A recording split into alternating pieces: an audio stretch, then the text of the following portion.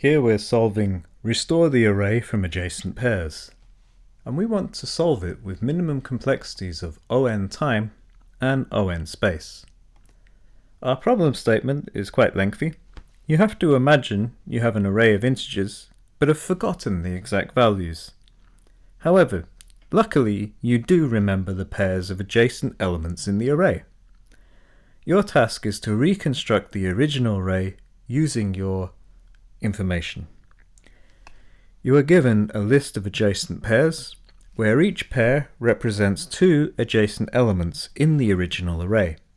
It is guaranteed that every adjacent pair in the original array is included in this given list.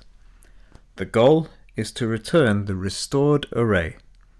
If multiple solutions are possible, any valid solution will be accepted. So, a very wordy problem statement, and a little hard to visualize as well. In any case, I'd recommend reading through it a few times and checking out the test cases on LeetCode and seeing exactly how it works. Anyway, our application focuses on which method is best to solve this problem. For an optimal solution, you can choose between A, greedy, B, DFS, C, sorting, or D, topological sorting. I'm going to pause for a couple of seconds while you make your choice. So, for those of you able to get it, congratulations. And for those of you who just want to see the code, the answer here is B, depth first search, DFS. The brute force that we suggest in our application is fairly uninspiring. Generating all permutations of the unique elements is a very lengthy process, and I actually wouldn't recommend suggesting that in a real interview. This might be changed when our application is released. Let's focus on the optimal solution instead.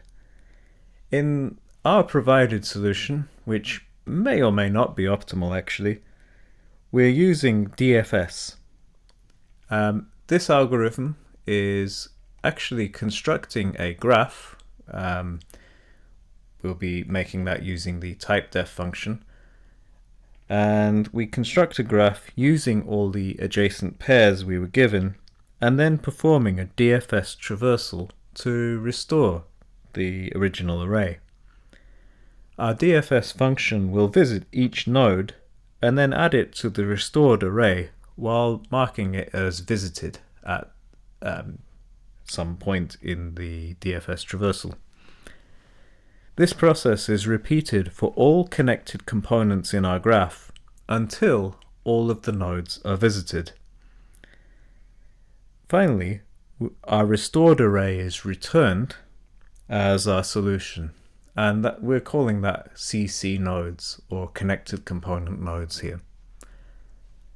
I'm going to go through this line by line from the top to ensure there's full understanding of what's going on with this solution. First of all, at the top we've got this typedef graph, and this defines a type alias graph for an unordered map where each key is an integer and its corresponding value is a vector of integers. This is going to be used to represent our graph structure when we construct it. Speaking of which, the addEdge function is a helper function that adds an edge between two nodes in our graph. It takes the graph, the source node, and the destination node as our parameters, adding an entry for both nodes in each direction, or both nodes in each other's adjacency list. We are here making an undirected graph. Now, I'm going to go and skip the DFS function for once and go straight to the restore array function instead. So, as you should be aware, it's taking in the adjacent pairs vector as our parameter. Sorry, that's a 2D vector. We then initialize our graph, that's the unordered map, and it's going to store the adjacency list representation of our graph. You can see how we're building it here.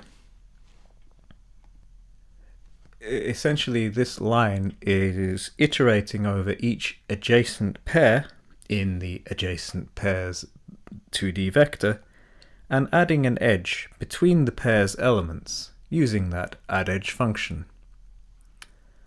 After that, we initialize our unordered set, visited, and this keeps track of the visited nodes. We also initialize CC nodes, which will store our connector components nodes, and will eventually be the result that we return here. That is the original array.